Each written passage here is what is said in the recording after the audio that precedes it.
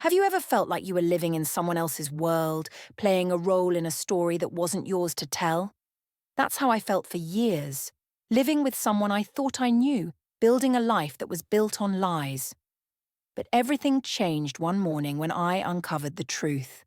The man I loved, the man I trusted, had been lying to me all along.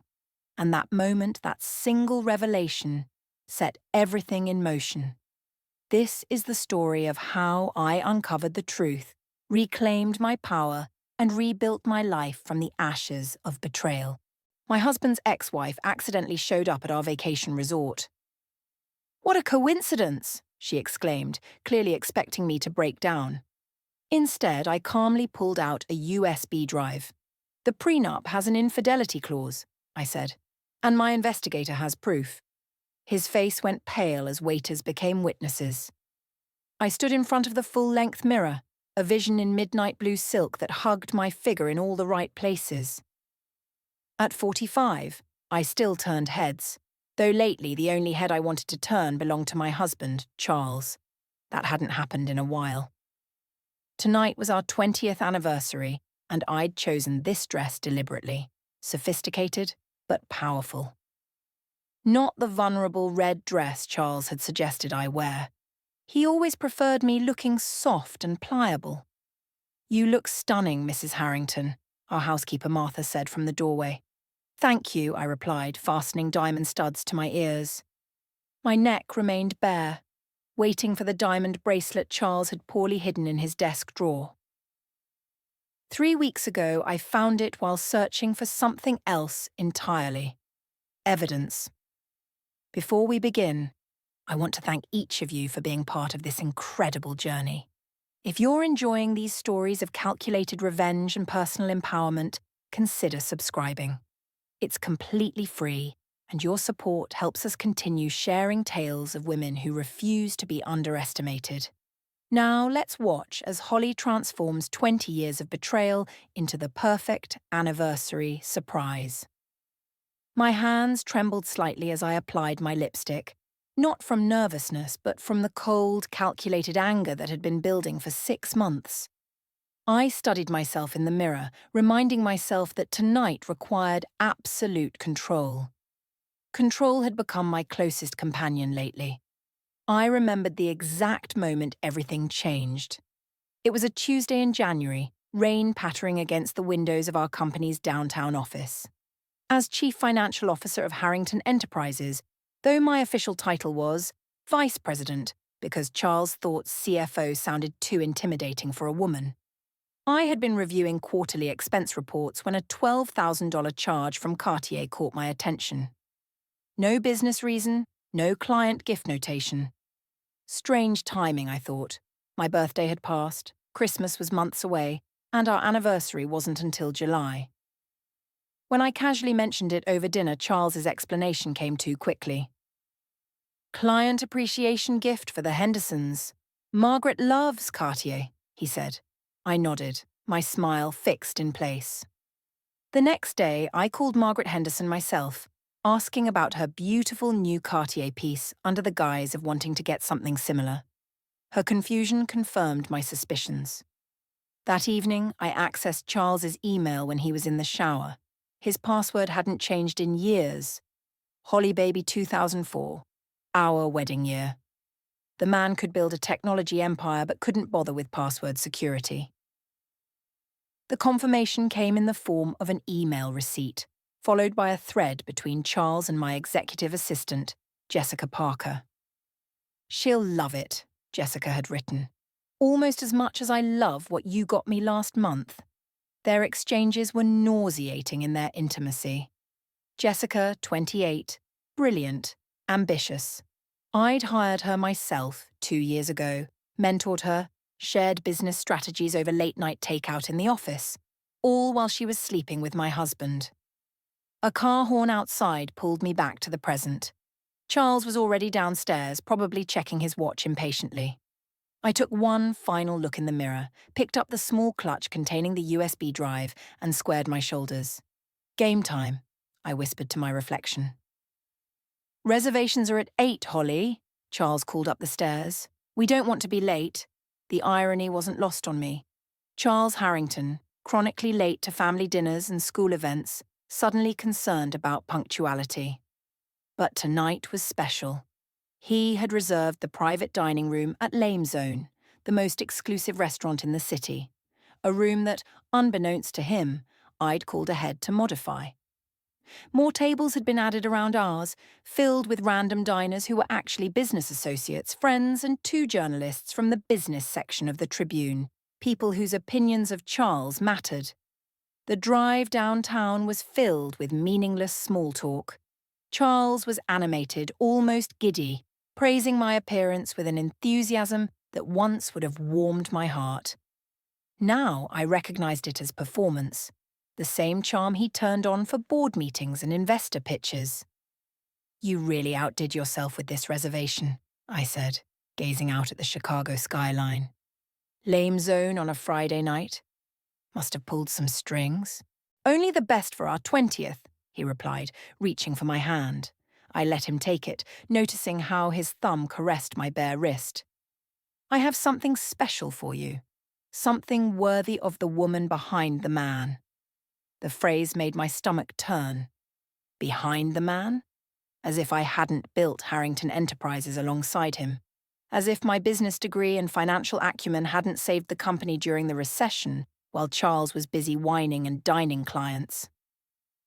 The restaurant was a golden glow of chandeliers and candlelight. The maître d' greeted us warmly, leading us to the modified private room, where several tables were already occupied. Charles frowned slightly at the change, but quickly recovered his composure. "Mr. Harrington," our regular server Antonio approached with champagne, "and the lovely Mrs. Harrington.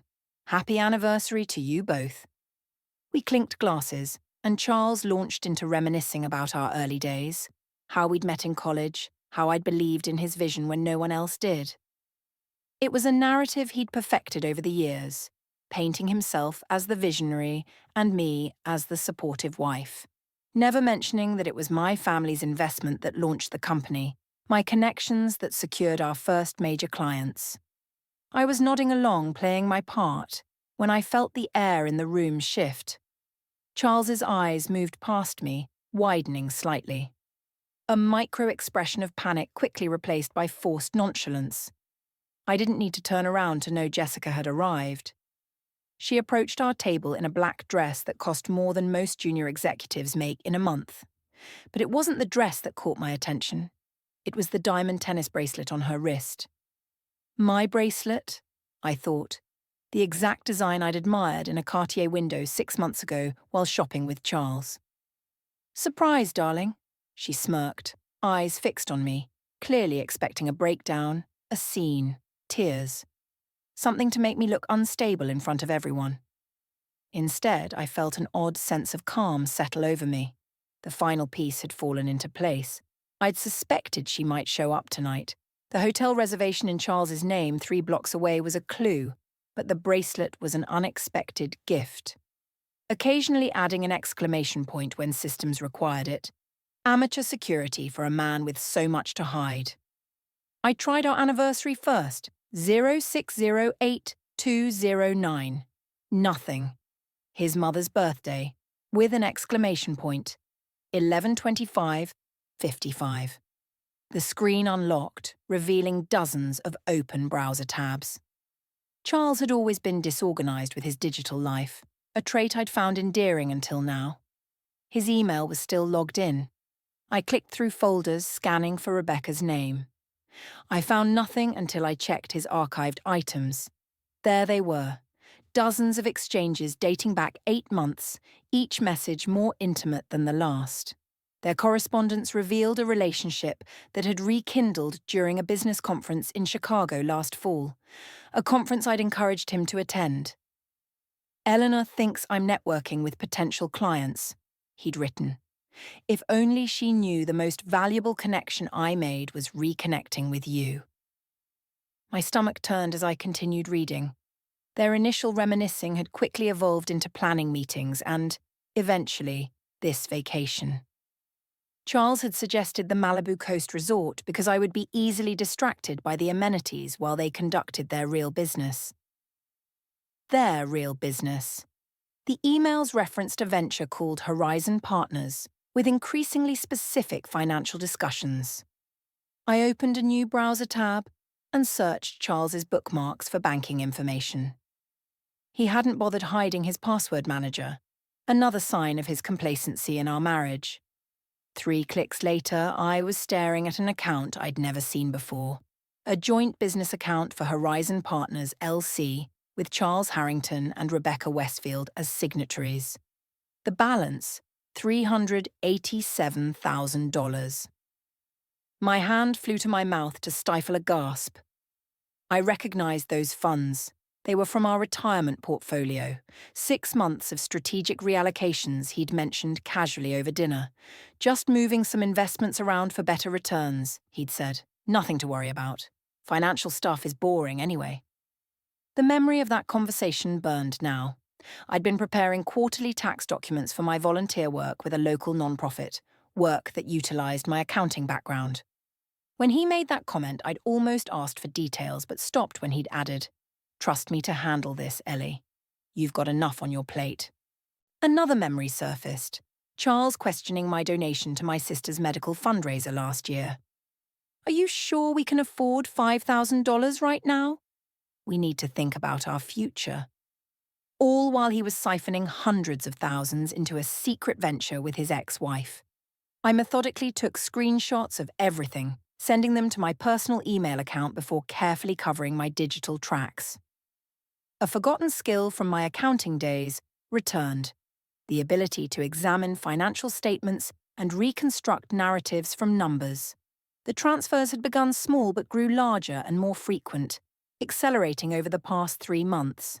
The most recent transfer had been just 2 days before our trip. $150,000 moved from our joint investment account to Horizon Partners. I followed the money trail backwards, noting how Charles had questioned my modest clothing purchases last month while simultaneously transferring $75,000 to the account he shared with Rebecca. As dawn approached, I closed the laptop exactly as I'd found it and returned to bed, lying motionless beside the stranger I'd married. I watched the promised sunrise alone, its beauty lost on me as I planned my next moves. When Charles finally stirred around 8 a.m., I was already showered and dressed in the floral sundress he'd complimented yesterday. I'd applied makeup carefully to hide my sleepless night. "Morning, beautiful," he murmured, reaching for me. "Sleep well?" "Like a dream," I lied, leaning down to kiss his forehead. I ordered breakfast on the balcony. The view is incredible. While he showered, I made 2 crucial calls from the balcony. The first to our lawyer, Martin, back in Boston. Keeping my voice low and steady, I explained the situation. Martin had handled my family's legal matters for decades. Charles had always found him unnecessarily cautious and had pushed for his college roommate to handle our affairs instead. Now I understood why. "Don't confront him yet," Martin advised. "Forward everything you've found. I'll file emergency financial orders this morning to freeze the major accounts." My second call was to my personal banker, Angela, who managed the modest inheritance my grandmother had left me. Charles had repeatedly suggested we consolidate those funds into our joint investments for simplicity, but my grandmother's words had stopped me. "Always keep something that's just yours, Eleanor. Not because you don't trust, but because you must always be able to stand on your own," Angela answered immediately despite the early hour.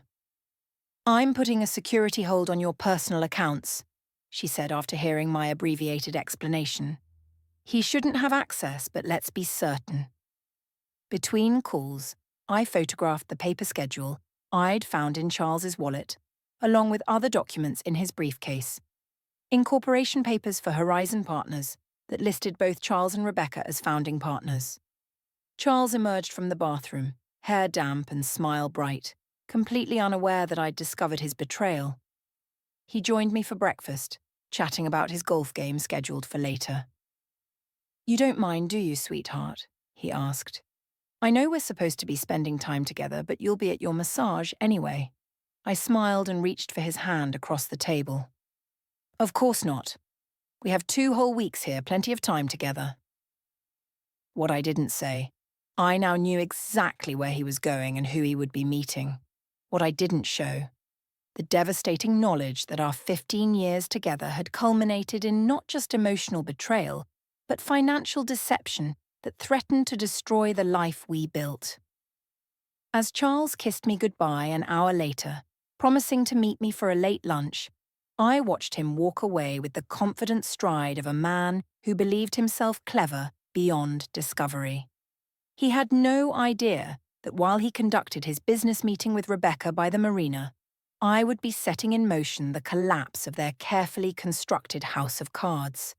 I watched Charles disappear down the winding path toward the marina, waiting until he was completely out of sight before I allowed my carefully constructed smile to fade. The ocean breeze carried the scent of salt and betrayal as I gathered my composure and prepared for what would be the performance of a lifetime. The beachside restaurant was already filling with the resort's well-heeled guests when I arrived for our scheduled late lunch. I'd chosen a table with a clear view of the entrance and the marina beyond. I wanted to see them approach. My fingers trembled slightly as I ordered a glass of Sauvignon Blanc, something to steady my nerves before the show began. Right on cue, they appeared at the restaurant entrance, precisely 30 minutes after our agreed meeting time. Charles looking relaxed in his golf attire. Rebecca laughing at something he'd said. They paused at the host's stand and I watched the moment Charles spotted me. His face performed a remarkable transformation, from intimate camaraderie to surprised guilt to manufactured casualness in the span of 3 seconds. "Eleanor," he approached our table with practiced concern. "I'm so sorry I'm late. You'll never believe who I ran into on the back nine." Rebecca followed with an apologetic smile.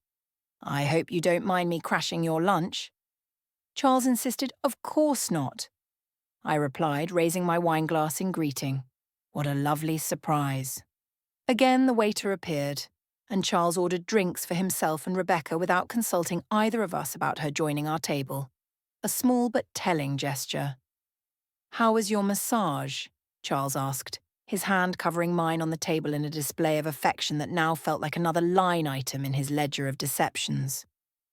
"Divine," I lied, having cancelled it to make my emergency calls, though I did have to step out briefly to adjust our spa schedule. They double-booked one of my treatments. Rebecca's eyes darted to Charles momentarily, a glance so quick most would miss it.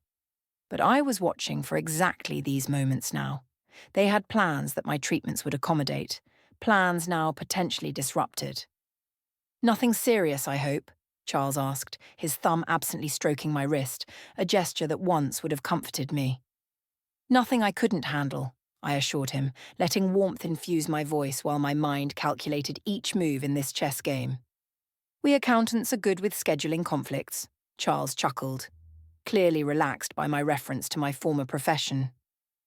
"Eleanor was quite the financial wizard before we got married," he told Rebecca, as if she hadn't been the wife before me, as if they hadn't discussed me extensively in their emails. "Really? What firm were you with?" Rebecca asked, feigning interest while subtly checking her watch. "Brightman and Associates. I specialised in forensic accounting, actually." I watched her face carefully as I added, "Following money trails was my particular talent." A flicker of unease crossed her features, quickly masked by a smile. Fascinating. I always found finance rather dull, personally. The lunch progressed with excruciating pleasantness, 3 actors performing for different audiences. I asked Rebecca about her current work, knowing from their emails exactly what she did, but watching her fabricate a story about art gallery consulting that conveniently omitted Horizon Partners. After Rebecca excused herself to take a business call, I leaned toward Charles. "She seems nice. I'm glad we've all moved beyond any awkwardness." The relief on his face was palpable. "That's what I've always loved about you, Ailey. Your maturity." Once lunch concluded and Charles mentioned another golf lesson scheduled for the afternoon, I smiled and suggested he enjoy himself. "I have a facial at 3 o'clock anyway. Meet for dinner at 7. The moment they departed, I moved quickly. First, a call to our financial advisor, Richard, not from our suite, but from a secluded spot near the koi pond, where I couldn't be overheard. "Eleanor, these transfers were never authorized through me," Richard confirmed after I explained what I discovered. "Charles circumvented our usual protocols. Can you secure what's left? Already implementing emergency measures based on Martin's filing. The joint investment accounts are temporarily frozen pending review for unusual activity." I ended the call and stared at the colourful fish swimming in blissful ignorance below. 15 years ago, I'd been a rising star at Brightman, specialising in identifying financial fraud and tracking hidden assets. Then I'd met Charles at a charity gala. His family's shipping business was expanding, and he painted dreams of building something together. 6 months after our wedding, when his company needed restructuring, I'd stepped away from my career temporarily to help him stabilise the business. Temporary had become permanent. Each time I'd mentioned returning to work, there was another crisis at his company, another reason I was needed behind the scenes. Eventually, I channeled my skills into volunteer work for non-profits, telling myself it was more fulfilling than corporate accounting. Now, I realised how deliberately he'd isolated me from my professional identity, the very skills that would have spotted his deception years earlier. My next stop was the security office, where I requested to speak with the Chief of Security privately. Thomas Reeves, a former police detective with kind eyes and a no-nonsense demeanour, greeted me. "Mrs. Harrington, how can I help you?" he asked once we were seated in his office. I maintained my composure as I explained, "I need to change the access to our suite and secure a separate room under my maiden name, Walsh. It's a sensitive situation involving my husband." His expression remained neutral, but understanding flickered in his eyes. "We handle these situations with absolute discretion. May I ask if you're concerned for your safety?" "Not physically," I clarified, "but I need privacy and secure access to my belongings without interference." Within 20 minutes, I had key cards to both our original suite and a new room in a different wing of the resort, registered to Eleanor Walsh. Thomas personally escorted me back to the suite, where I knew I had approximately 90 minutes before Charles might return. "Call my direct line if you need anything," Thomas said, handing me his card. "Anything at all." Once alone, I moved with practiced efficiency, selecting essential clothing, toiletries, and the jewellery I'd inherited from my grandmother. I photographed the remaining contents of Charles's briefcase and packed all my crucial documents. The new room would be my command centre, but I'd maintain appearances in our suite to prevent Charles from realising anything had changed. As I transferred the last of my needed items to a resort tote bag, I caught my reflection in the mirror. The woman staring back at me was not the trusting wife who had arrived yesterday, eager to rekindle a marriage. In her place stood someone with clear eyes and a straight spine, the forensic accountant awakening from a 15-year slumber, ready to unravel the financial web Charles had spun. I checked my watch. Charles would be returning soon from his rendezvous with Rebecca. I made one final sweep of the room, ensuring everything appeared untouched, then shouldered my discreetly packed bag. The invisible strategist was now fully awake, and Charles had no idea the game had changed. He still believed he was playing chess while I was setting up checkers. By the time he realised his mistake, I would be 3 moves ahead, with my pieces already in position. I closed the door to our suite and headed toward my new room, my steps light with purpose rather than heavy with betrayal. The time for tears had passed. Now was the time for action. My new room was smaller but offered a serene view of the coastline from a different angle.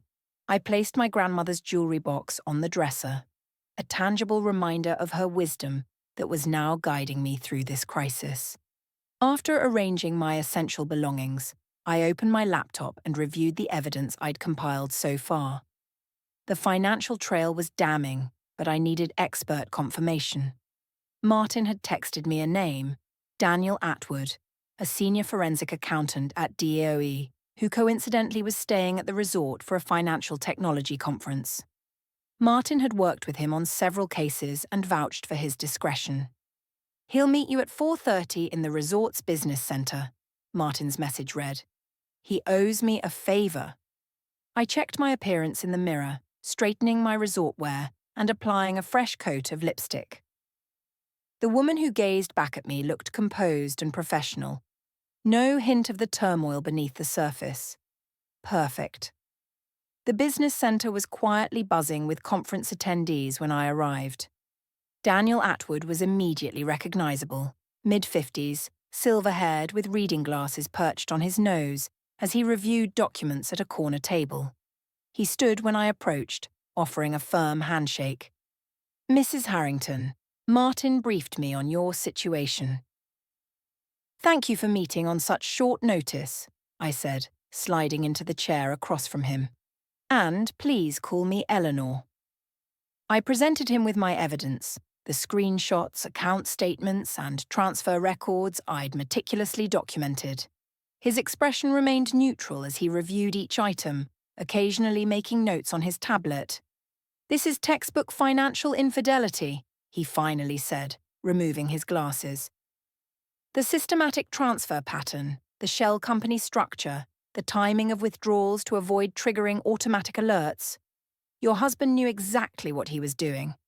And Rebecca, based on the incorporation documents, she's not just a participant, but an architect. This level of financial engineering suggests premeditation extending back at least a year." He tapped one of the documents. "These particular transfers, disguised as business investments, are structured to establish plausible deniability if questioned." My suspicions were confirmed. I felt a strange calm settle over me. Is there anything I've missed? Any angle they could use to justify this? Daniel's eyes were kind, but his words precise. "Eleanor, you've constructed a fortress of evidence. Your background in forensic accounting shows this is more thorough than what many professionals would compile in weeks, let alone hours." We spent the next 45 minutes reviewing legal strategies and financial safeguards. As our meeting concluded, he handed me his business card. "Call me directly if you encounter any resistance from financial institutions. Martin mentioned that your husband has connections in Boston's banking circles." "Thank you, Daniel, for everything," I said, standing to leave. "One last thing," he added as I reached for the door. "Don't underestimate the emotional impact of what you're doing. Financial battles can be just as draining as emotional ones." I nodded, appreciating his concern, though knowing he couldn't fully understand the depths of betrayal I was processing. My next stop was a secluded corner of the resort's garden, where I could make secure calls to finalize the protection of my personal assets. My grandmother had left me a modest but significant inheritance, property in Vermont, a portfolio of blue-chip stocks, and several family heirlooms. Charles had repeatedly suggested we fold these assets into our joint holdings for tax efficiency, but I'd always kept them separate. "Always keep something that's just yours," Eleanor, my grandmother, had counselled while showing me her jewellery collection before she passed. "Not because marriage isn't about sharing, but because every woman needs the security of knowing she can stand on her own 2 feet if life takes an unexpected turn." I completed the calls, confirming that my personal accounts were now under additional security protocols and inaccessible to anyone but me. The weight on my shoulders lightened slightly. I had a financial foundation that Charles couldn't touch. Returning to the main building, I approached the concierge desk to arrange for a dinner reservation. Maintaining appearances was crucial. The concierge, Sophia, had assisted with our check-in yesterday in what now felt like another lifetime. "Mrs. Harrington, perfect timing," she said. "I was just about to call your room. There's been a special wine delivery for your anniversary dinner tonight." As she stepped away from her desk to retrieve the delivery note, I noticed a photograph tucked into the corner of her workstation. It was a picture of Sophia with a young girl, perhaps 8 years old, both beaming at the camera. "Your daughter?" I asked when she returned. Her expression softened. "Yes, My everything. She's beautiful, I said, noticing the affection in her voice. Sophia hesitated, then lowered her voice. Mr. Reeves from security mentioned you might need some additional assistance during your stay. My guard instantly rose. I'm not sure what you mean. 3 years ago, I was in a similar situation, she said quietly, her eyes meeting mine with understanding. Different circumstances, same betrayal. This resort was my fresh start afterward. She slid a note across the counter. If you need anything that wouldn't normally appear on a resort bill, documentation services, secure transportation, local legal contacts, call this number. My sister's firm specializes in helping women in transition. The unexpected alliance brought the first genuine warmth I'd felt since discovering Charles's betrayal. Thank you, Sophia. Back in my new room, I finalized arrangements for the next day. A flight home was booked under my maiden name for tomorrow afternoon. Martin had arranged for preliminary divorce papers to be prepared, with copies sent to my secure email. The financial protections were in place. And then, suddenly, the weight of everything crashed down upon me. 15 years of marriage, countless memories, the future we'd planned, all built on a foundation of lies. I sank onto the edge of the bed, my carefully constructed composure finally crumbling. The tears came in waves, grief for what I'd thought we had, rage at his calculated deception, fear of the uncertain path ahead. I allowed myself exactly 20 minutes to fall apart completely. Curled on the bed, I released every emotion I'd been controlling since finding that damn paper in his wallet. 20 minutes to mourn the death of my marriage. When the timer on my phone chimed, I rose and washed my face with cold water.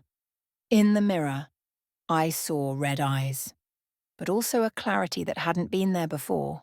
For 15 years, Charles had underestimated me, assumed I was too trusting, too focused on our relationship to notice his schemes, too removed from my professional skills to follow his money trail. His fatal error was forgetting who I had been before I became Mrs. Charles Harrington. He'd never truly known Eleanor Walsh, the woman who had tracked down hidden assets worth millions and testified in federal court against financial fraudsters before she was 30. I dressed carefully for dinner, knowing it would be our last evening of pretense. Tomorrow's breakfast would change everything. I selected a resort station AR card and wrote a simple note to be delivered with the breakfast champagne. To 15 years of partnership and absolute honesty. One final check of my preparations, one last review of the evidence organized in my portfolio, and I was ready. Tomorrow, Charles and Rebecca would discover what happens when you underestimate a woman who spent a decade finding hidden money before becoming your wife. I straightened my shoulders and headed to meet my husband for dinner. The chess pieces of my counterattack were now perfectly positioned on the board. Dinner had been a masterclass in deception, not mine, but Charles's. Throughout 5 courses of exquisite cuisine, he'd played the attentive husband, reminiscing about our early years together, toasting to many more decades of happiness. I matched his performance, raising my glass to truth and partnership, watching him smile without a hint of irony. When morning came, I woke before dawn, calm and focused. I showered, styled my hair, and chose my outfit with deliberate care. A cream-coloured linen dress that conveyed both elegance and authority. I added my grandmother's pearl earrings and the sapphire pendant Charles had given me on our 10th anniversary. Armour of a different kind. A text message from Sophia confirmed my special breakfast arrangements were in place. A second text from Thomas Reeves assured me the car would be waiting at the side entrance, as requested. Everything was ready. Charles stirred as I was applying my lipstick. "You're up early," he mumbled, reaching for his phone to check the time. "I thought we should have a proper anniversary breakfast," I replied, my voice light. "I've reserved a table on the terrace at 9. He hesitated for just a moment, long enough for me to know he was mentally checking his schedule with Rebecca. "Perfect," he finally said. though I do have that golf lesson at 11. I'm sure you'll make it on time. The terrace restaurant overlooked the Pacific, the morning sun transforming the water into a canvas of diamonds. I'd chosen our table strategically, centrally located but with some privacy, visible from the entrance, but not too close to other diners. The maitre d' led us to our seats with practiced flourish. "The champagne will be served at 9:30 as requested, Mrs. Harrington," he confirmed discreetly. Charles raised an eyebrow. "Champagne for breakfast?" "We're being decadent," I reminded him. "It's our anniversary. 15 years deserve something special." We ordered Belgian waffles for him, fruit and yogurt for me, a meal I knew I wouldn't eat. As we waited, Charles checked his watch twice, his fingers tapping an impatient rhythm on the tablecloth. "Expecting someone?" I asked innocently. "Just mindful of that golf lesson," he said, reaching for my hand across the table, "though I hate to cut our breakfast short." "Don't worry," I assured him. "I've made sure everything is perfectly timed." At precisely 9:28, I excused myself to freshen up, positioning myself near the terrace entrance with a clear view of both our table and the path from the resort. Right on schedule, Rebecca appeared, wearing a sundress and an expression of mild confusion. I intercepted her before she could be seated elsewhere. "Rebecca, what perfect timing," I called out, approaching her with a warm smile. "Charles and I were just having our anniversary breakfast. You must join us," Victoria said, her eyes widening slightly. "Oh, I wouldn't want to intrude on your celebration," Rebecca hesitated. "Nonsense," I insisted, taking her arm gently but firmly. "After all, we're practically business partners, aren't we?" The flash of panic in her eyes was unmistakable, but social conditioning prevailed. She allowed me to guide her to our table, where Charles's face performed another remarkable transformation. Shock to alarm to forced pleasure. "Look who I ran into," I announced as we reached the table. I invited Rebecca to join our anniversary celebration. A server approached with the champagne I'd ordered, a vintage Dom Pérignon that cost more than most people's weekly salary. "Perfect timing," I said as he began to pour. "We're all here now." Charles's smile became fixed as Rebecca took the seat I'd pulled out for her, directly across from him, beside me. "How unexpected," he managed. "The best surprises always are," I replied, lifting my glass once the server had finished pouring. "To partnerships, honesty, and consequences." Charles's glass paused halfway to his lips. "Consequences." I reached beneath the table for the slim portfolio I'd positioned earlier and placed it on the table between us, before Rebecca arrived. "I wanted to share my anniversary gift to you both." Charles glanced at Rebecca, then back at me. "Eleanor, what are you talking about?" I opened the portfolio, removing the first document, a printout of their email exchanges. 15 years is the crystal anniversary, but I thought paper would be more appropriate. The colour drained from Charles's face as he recognised the emails. Rebecca's champagne glass froze mid-air. "This is just the beginning," I continued, my voice steady. "I've compiled quite the collection. Emails, bank statements, incorporation documents for Horizon Partners LLC. I laid each document on the table as I named them. The unauthorised transfers from our retirement accounts, the schedule of your meetings during our second honeymoon. "Eleanor," Charles began, but I held up my hand. "I'm not finished," I said. "While you were playing golf yesterday, or rather meeting with Rebecca by the marina to discuss your next transfer, I was rather busy myself." I withdrew another document. "This is a notice of emergency financial action, filed yesterday morning. All our joint accounts are frozen pending investigation of unauthorised transfers." Rebecca placed her champagne glass down carefully. "Charles, what is she talking about?" "She doesn't know?" I asked, genuine surprise colouring my voice. "You didn't tell your business partner that the money you've been funneling to Horizon Partners was taken without authorization? That's securities fraud, Charles, and conspiracy in Rebecca's case. Once she accepted the funds..." The terrace around us continued its morning rhythm, servers delivering breakfast, glasses clinking, conversations flowing. Our private drama was contained within our bubble of tension. "You're overreacting," Charles said, attempting to regain control. "These were legitimate business investments. Which is why you hid them, created false documentation, lied about your meetings." I shook my head. "The forensic accountant who reviewed your transactions yesterday disagrees." Rebecca's composure cracked. "You spoke to an accountant. Charles, you said these funds were clean." "They were personal investments," Charles insisted, his voice rising slightly before he caught himself, glancing around at nearby tables. "Eleanor, this isn't the place." "I disagree," I replied. "This is exactly the place." I removed the final document, the divorce petition Martin had prepared. "Our marriage ends exactly where you chose to destroy it, in public, with an audience, through calculated deception." Charles reached for the papers, but I slid them back into my portfolio. "Your copy will be formally served next week. I've authorized Martin to cooperate with the Financial Crimes Division if necessary." "You wouldn't," Charles whispered, his face ashen. 15 years. 15 years I devoted to our partnership while you planned your exit strategy. I stood gathering my portfolio. "I've already moved my inheritance and personal assets beyond your reach. The joint accounts are frozen. Horizon Partners' assets will be next once the fraud investigation begins." Rebecca pushed back from the table. "I had no idea the money wasn't properly transferred." "Save it for the deposition," I advised her. "You'll need better lies than that." I glanced at my watch. "Perfect timing. My car is waiting. I have a flight to catch." "You're leaving?"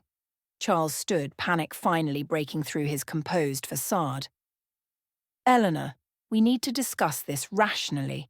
Whatever you think you found—" "I found exactly what you hid, Charles." I cut him off. "Every dollar, every lie, every plan you made to abandon our marriage while keeping me in the dark."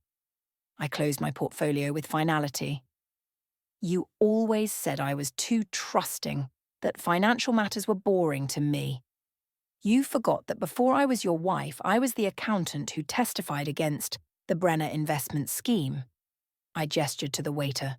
"Please add the breakfast to Mr. Harrington's room charge. Include a generous gratuity. It's their anniversary after all." Charles grabbed my arm as I turned to leave. "You can't just walk away." I met his eyes for the last time, seeing not the man I'd loved, but a stranger I'd finally recognized. "I'm not walking away, Charles. I'm walking forward. Something I should have done years ago." I gently removed his hand from my arm and left them sitting there, champagne untouched, evidence scattered between them like the ruins of their schemes. My steps were steady as I crossed the terrace, nodding politely to other guests enjoying their breakfasts, oblivious to the destruction I'd left behind. Thomas Reeves waited by the side entrance. With a discreet nod, he said, "Your car is ready, Miss Walsh."